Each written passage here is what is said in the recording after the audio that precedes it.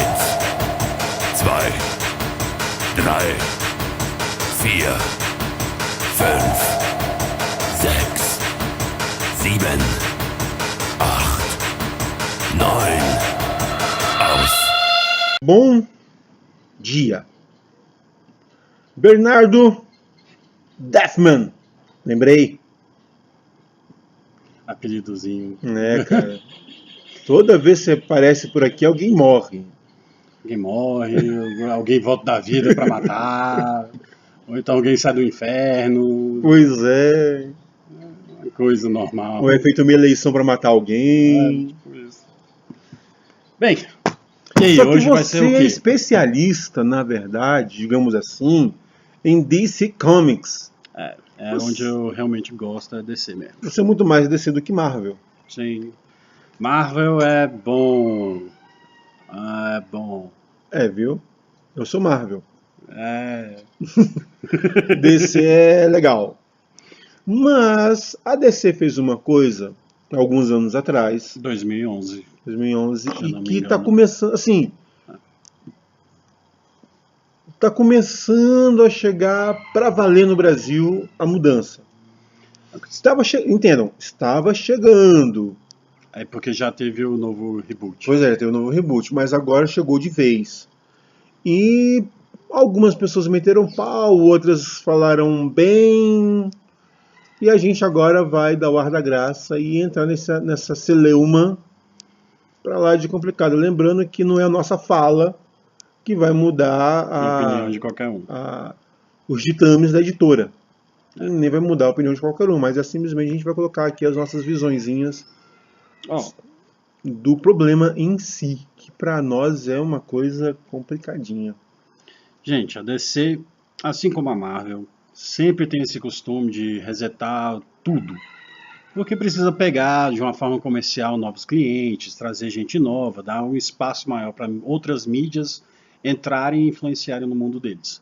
A DC, antes de 2011, tinha um universo grande que perdurou basicamente minha infância e adolescência quase inteira.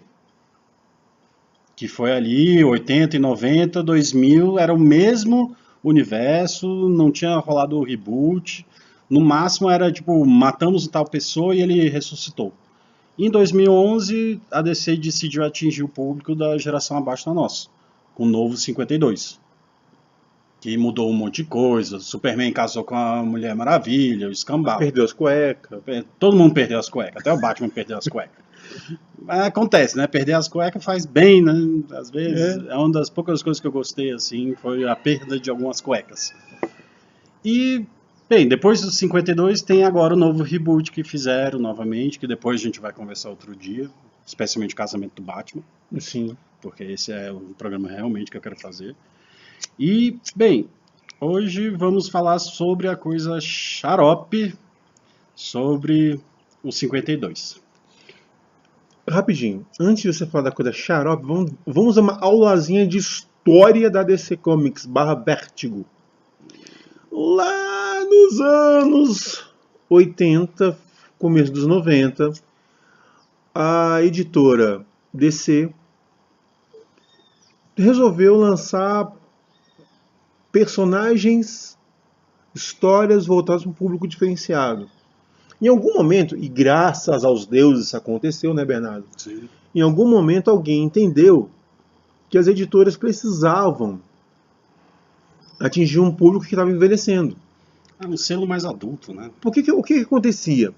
Isso Bernardo, conversando com o Aniello, ele já falou isso, já até explicou isso uma vez, quando a gente falou de Sandman. O que acontecia?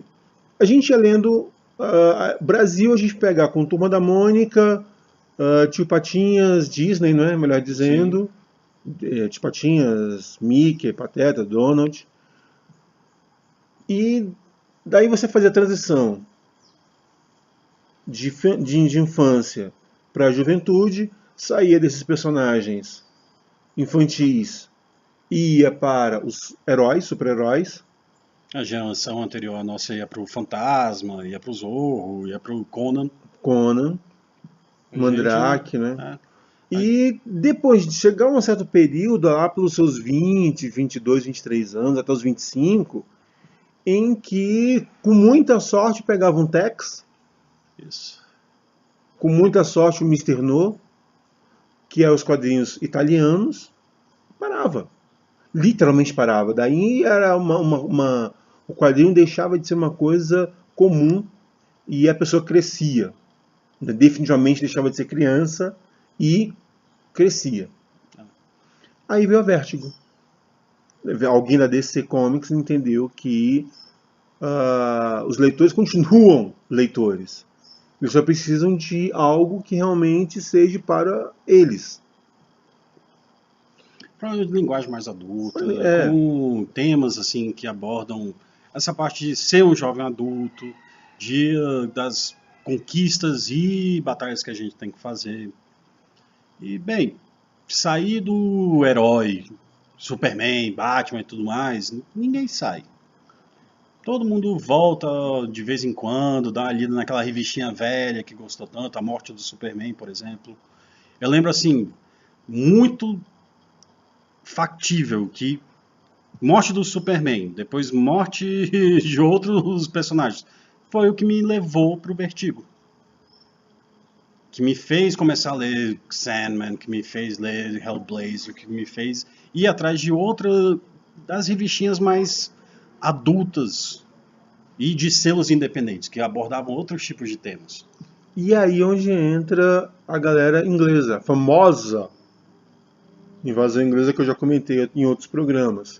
O que é essa invasão inglesa no fim das contas?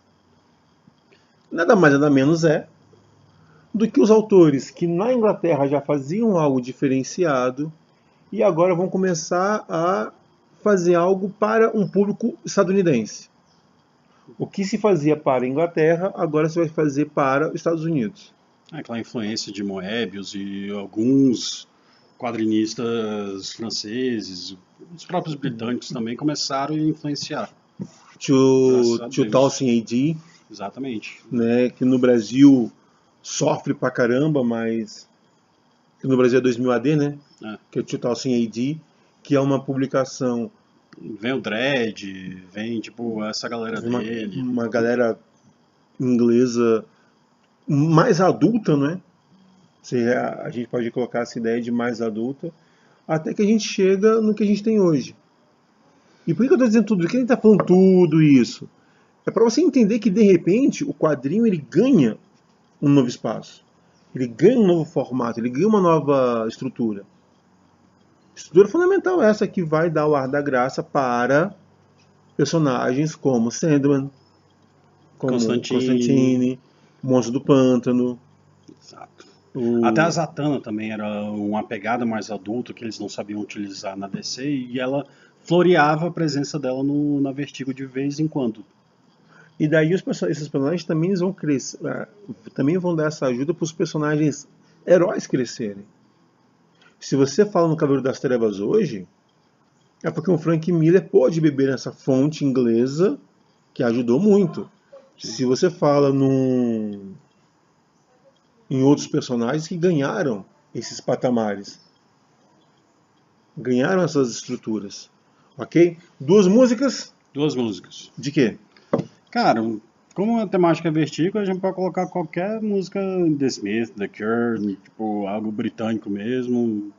Feliz e contente. Ok, então vamos com The Smith e The Cure. Daqui a pouco a gente volta. Meninos! Peraí.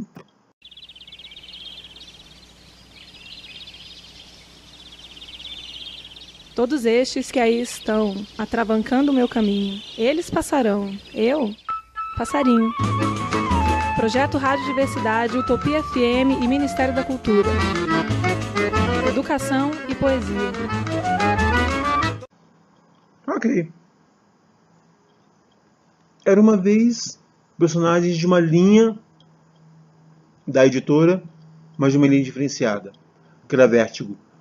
Um selo criado exclusivamente para lançarem essas histórias mais adultas.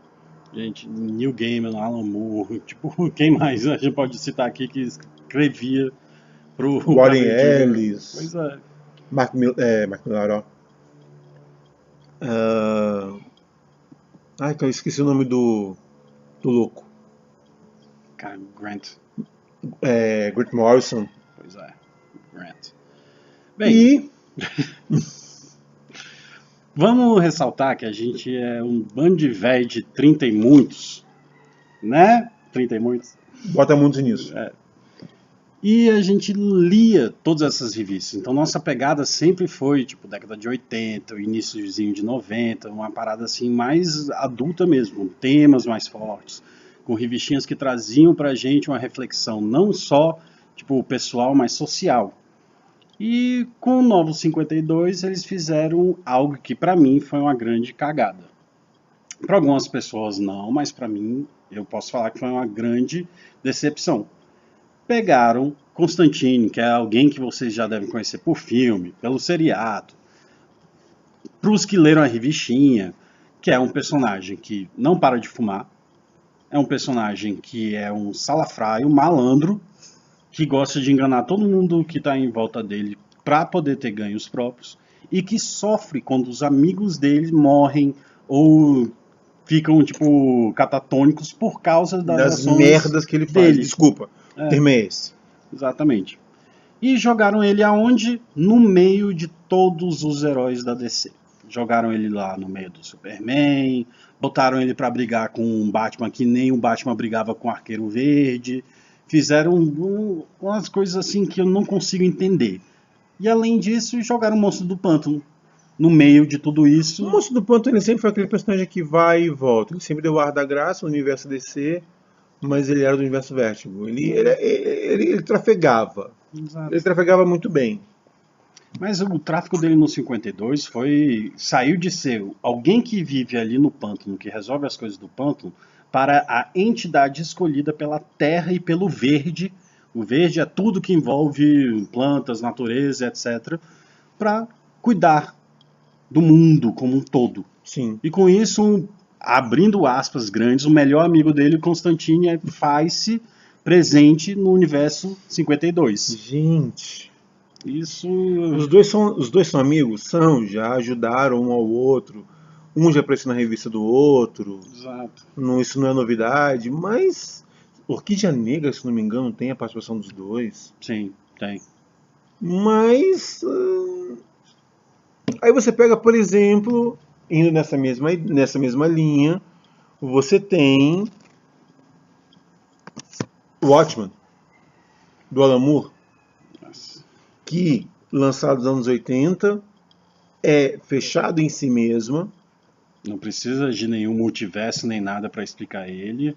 Aí, de repente, veio Before Watchmen.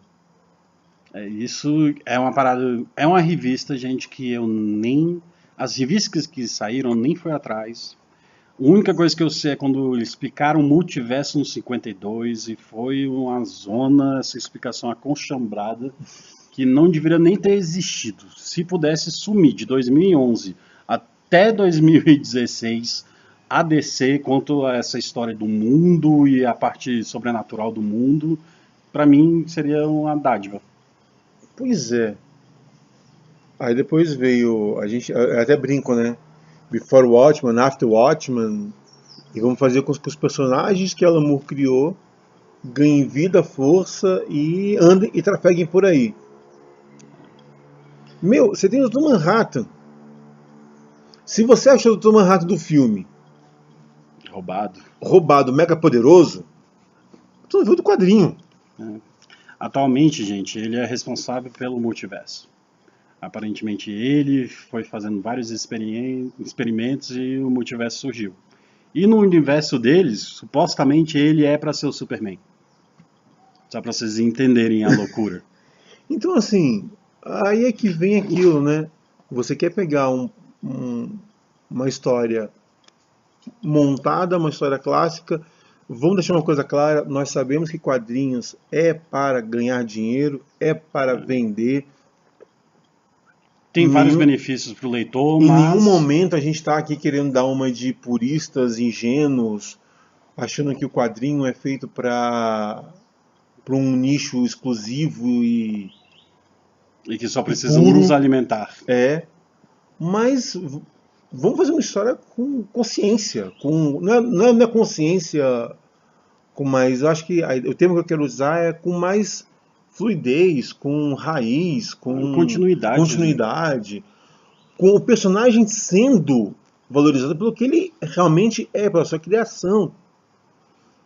E aí que tá. E eu acho que algumas empresas esquecem, aí a DC eu acho que está cometendo essa falha grave, de que o mundo atual não é os anos 80, não é os anos 60, os anos 50, 40, em que a gente só tinha uma mídia.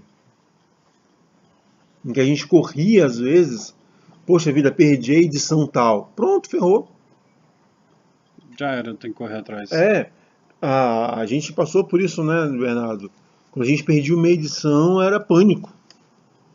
Até achar no sebinho, achar nas banquinhas da rodoviária era difícil. Ou então na W3, quem é de Brasília e é antigo sabe disso, que se você queria algumas edições antigas, você tinha que correr atrás Desses lugares mocados. Dessas ilhas de tesouro escondidas e ficar sentado por horas e horas e horas. Cara, fiz muito isso. Também. Sentado De sair de vez em quando com os dedos pretos, assim, por causa daquele papel nojento de jornal que eles imprimiam. E sair de lá feliz da vida porque achou uma revista que estava dada como perdida e alguém chegou lá e vendeu. Hoje em dia, não. Muita gente às vezes pergunta, mas por que uma edição número 1 do Superman vale tanto? Porque é colecionador, né, cara? Porque é colecionador. Porque você pode pegar a revista número 1, tipo, online, você compra ela digital. Acabou, você não precisa nem comprar ela em si, a primeira impressão. Você pode... As impressões encadernadas, que foram lançadas depois, é uma indústria que gera dinheiro. Sim. Então a gente não está indo contra o dinheiro, a gente está indo a favor de manter o personagem como ele é. E de repente você pega 952 e começa a jogar esse personagem da Vertigo no meio dos 952, no meio dos heróis. Porque vamos lá, pessoal, se vocês conhecem Constantine, vocês vão entender o que eu vou falar. Se vocês não conhecem, o cara não lida bem com outros. E todo mundo que lida com ele sabe que ele não lida bem com os outros. Quem geralmente é parceiro do Constantine sabe que eles têm uma meia-vida, ou então eles precisam do Constantine, porque senão eles vão morrer. Geralmente as revistinhas do Constantine é isso, é tipo, eu apareço na cidade, tá rolando uma grande bagaça, eu tenho que resolver essa grande bagaça. Como que eu vou resolver? Cara, eu chamo o Constantine, que ele vai tentar nos ajudar. Assim, vai ter o preço para poder trabalhar com o Constantine, mas ele vai resolver de alguma forma, provavelmente da forma dele, no qual ele ganha com isso. E, cara, é um bicho que tem tipo, pacto com o demônio, tipo, já brincou de mesa de aposta com demônios de outras, sem ser os demônios ocidentais. Tipo, ele já transitou ali entre a corte de Jade, já transitou na corte árabe, tudo. Não, uma das cenas mais legais da famosa e já clássica história em que ele tá morrendo de câncer, né, tem um momento que, assim, para quem já leu a história vai se lembrar disso muito bem, em que ele fala, se eu for pro céu eu não vou, porque não me querem lá de jeito nenhum. Se eu for pro inferno, eu tô ferrado. Então aqui é o melhor lugar que eu tenho, então eu tenho que ficar vivo e tenho que fazer alguma maracutaia para continuar vivo. Não importa a continuidade, não importa o universo, não importa como.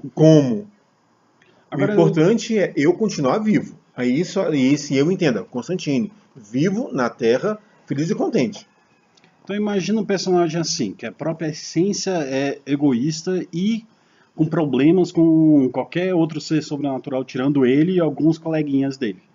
Joga ele no meio do azulão. Andar com o Superman. Pera rapidinho, Bernardo. Eu gosto do Superman, mas, cara, não tem como esses dois transitarem. Tipo, eles são díspares de uma forma, assim, absurda. Me diz uma coisa. Quantos heróis da DC são fumantes? Sinceramente, o que eu lembro de memória, eu já vi Hal Jordan fumando. Anos 70. Não, na verdade, 80, naquela fase que ele tava alcoólatra, que ele tava perdido. Ele e o Queen, que é o Arqueiro Verde, eles passaram a época que eles eram alcoólatras. Que parte da revistinha deles da década de 80 era só eles saindo, bebendo, tipo, ambos amargurados com a vida e etc. Mas, tirando isso, só coadjuvante. E olhe lá, porque depois da década de 90, fumar virou uma parada tabu que ninguém podia fazer ou colocar na revistinha. Bebedeira, Bebedeira, tirando os dois já citados. tirando os dois citados, no máximo um Batman. Um Bruce Wayne, né? Batman não, né? O Bruce Wayne em festas. E mesmo assim algo social. Exato. Se você for falar de DC, de Marvel Comics, desculpa. De Marvel, a gente vai ter o Homem de Ferro, Homem de Ferro. que é alcoólico. O passou problema pelo dele é alcoolismo também. ele é. Foi na mesma época. É, Foi nessa mesma época que esses personagens bebiam e usavam drogas. ele é alcoólatra e aí explode isso com a já famosa e fantástica O Demônio na Garrafa. Sim. O único fumante é o Wolverine, que é charuto, e mesmo assim usa-se a regra usa-se a regra do que é charuto não é cigarro, não é, se bem que antigamente era cigarro mesmo. Além disso, Sinceramente, Constantine, todas as revistas. pois é, aí você tem um personagem que é fumante. O usuário de drogas bissexual, que é algo que as pessoas esquecem do Constantine, Sim. e que uma das primeiras coisas que ele faz em toda cidade que ele chega, que ele sempre viaja de avião, é qual é o pub mais próximo e se tem a cerveja tal. Sim. Ele é um cara que nem a gente. Aí você pega esse personagem e coloca exatamente como você falou, ao lado do Superman, o grande escoteiro. Não funciona bem. Não tem um entrosamento de personagens. Eles são totalmente diferentes. Muito. Duas músicas de Wrong. Sei lá, eu acho alguma coisa aqui de erro. Tem uma música chamada My Erro de Alguém, eu acho que eu vou colocar ela. Meu Ok. erro, sei lá. Daqui a pouco a gente volta.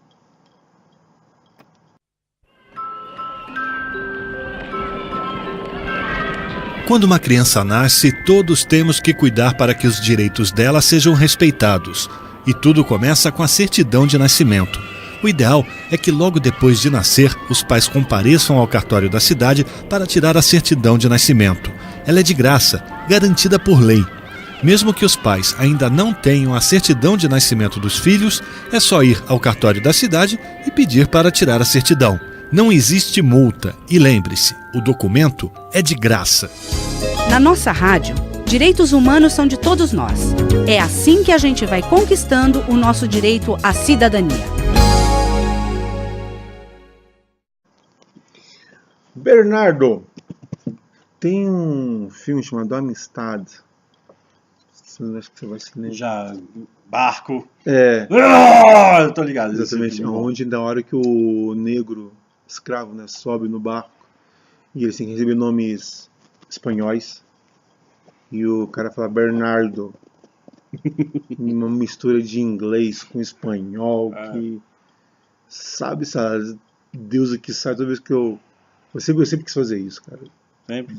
Sempre Então, grita aí. Muito bem. Falar de Constantine, falar de Vértigo é fácil. Falar de Novo 52, nem sempre. Novo 52 tem uma coisa boa. E eu vou falar que eu vendo algumas matérias, lendo algumas matérias, tem uma coisa que eu admito que realmente é fantástica a ideia. E que é impossível hoje em dia. Impossível não, que eles fizeram. Mas é muito complicado hoje em dia, no nível mercadológico que estamos, lançar uma revista por semana. Mas 52, eles entraram naquela vibe que nem a Marvel entrou de fazer 2 grandes eventos por ano. Ai. E, tipo, vamos soltar revistas, vamos ganhar dinheiro. Toda revista, a Bat-Família na era 52, todo ano tinha um grande evento da Bat-Família. E a família do Superman também tinha um grande evento. E ainda tinha o grande evento da DC como um todo. Então eles entraram numa máquina de soltar coisa, e quando você solta muito no processo industrializado, vai se perdendo o quê? Qualidade. A qualidade. Isso está acontecendo com todas as editoras, inclusive a Image, que tinha revistas muito boas, que começou a definhar. Hoje em dia, a IDW. A IDW... Mas Mas assim, são ela revistas. não é em vogue, não são editoras que não estão ali entre as grandes. Que as lançam- três grandes atuais que a gente tem É. DC, Marvel e Image. E Image não chega muito no Brasil. Não. Porque tem várias revistas A Image, no exterior que são muito boas. a Image foi queimada no Brasil, não é? E o público brasileiro, acreditem, tudo bem, a gente sempre fala dos probleminhas da Image, mas se bem que eu acho que a Image ficou... Cara, a Image continua na mão do Todd McFarlane, porém, tipo, ela não tem muito vazão aqui no Brasil. Sim, tem uma vazão gigantesca que poucas pessoas sabem, pelo menos o grande público. Walking Dead começou aonde? Foi? Cara, começou como um projetozinho pequenininho que depois, na Image, que depois foi levado pro IDW. Ah. Sacou?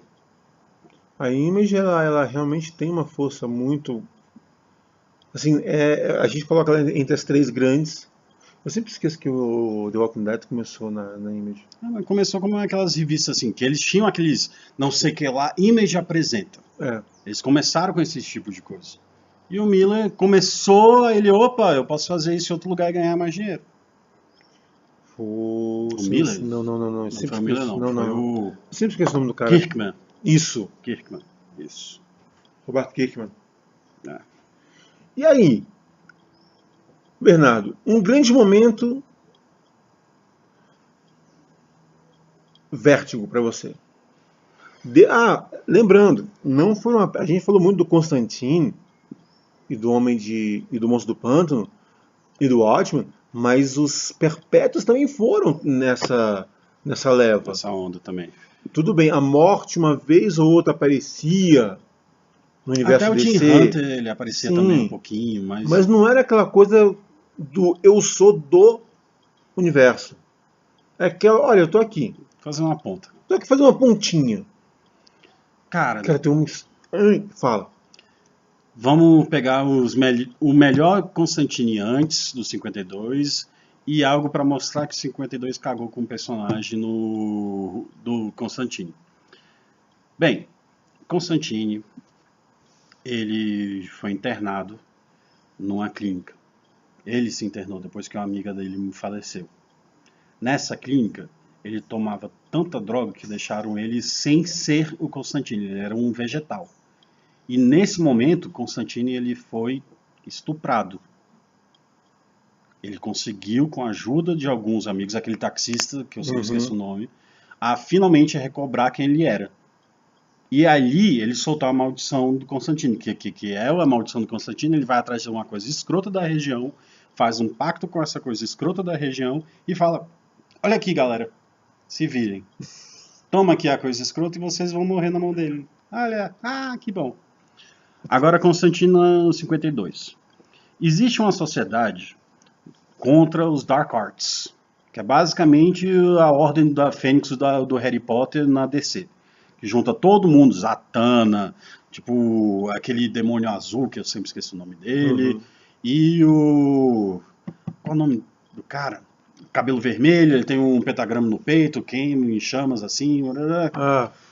caramba, eu esqueci, não sei o que lá dá, Storm, mais o Etrigan, e jogaram a Zatanna e o Constantine no meio desse grupinho. E eles vão brigar contra uma sociedade mágica que usava membros do mundo mágico como balas para destruir cidades. E o Constantine era uma dessas balas. E todo mundo dessa sociedade também. E basicamente Constantine, em vez de só salvar o próprio rabo, ele salva todo mundo que está com ele. E não faz pacto com ninguém, não cobrou dívida de ninguém, só salvou o mundo. Constantine salva o mundo quando salva ele. E para mim isso mostra o quanto que eles não sabiam o que era o Constantine naquele instante.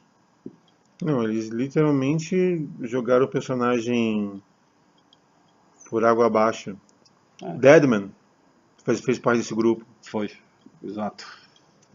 Ele era meio que o chefinho da galera. Porque o Deadman, você vê o Deadman ou você não vê o Deadman, Tem horas que o Deadman ninguém vê, tem horas que todo mundo vê. Então, e aí você tem essa loucura toda. Cara, até o Espectro tava no meio dessa zona. Tem uma imagem bem legal aqui. É isso aí, essa revista mesmo. Eu peguei aqui. Que é não é aquela Justice Society of America, é outro nome de sociedade, não sei. Tá, tem um nomezinho legal e tal, mas. Bem, Heaven Sent. Pra mim, não tem como. Tem coisas que eu acho que valeriam a pena, tem coisas que não, mas um detalhezinho, Perpétuos. E de repente, Lex Luthor andando junto com a morte para resolver um problema. A morte. A figura legal dos Perpétuos andando com Lex Luthor. Para resolver um problema, para salvar a humanidade. Não que a morte não faria isso, ela faria isso sem problema. Mas eu fico me perguntando, detalhe, eu tenho as 12 revistas, velho. Eu li aquele negócio do começo ao fim. Você não tem como explicar ela. Não. Lex Luthor querendo ser bonzinho. Ele passou essa fase no 52 um pouquinho, e agora no novo reboot, aparentemente ele é bonzinho. Ele é tipo um homem de ferro da vida. Exatamente. Usa até a armadura do Superman, umas paradas assim. Essa nova não vi, não. Entendam. Lex Luthor querer salvar o mundo. Ok, entendo. Conversando com a morte como velhos e bons amigos. De boa. Um Luthor humanizado, não o Luthor.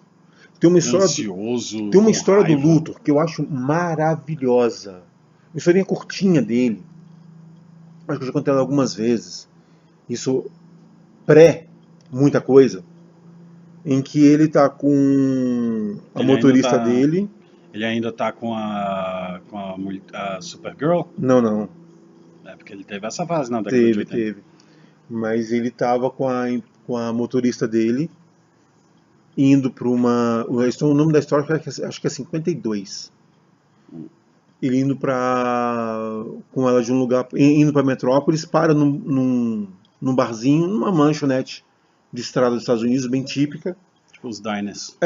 Olha para uma garçonete, pede ela em especial, pede para ela se sentar, todo mundo fica, oh meu Deus, é o Luthor. Ele simplesmente diz, a sua vida é isso. Você se casou com o seu namorado que você teve dentro do seu fundamental, ensino médio.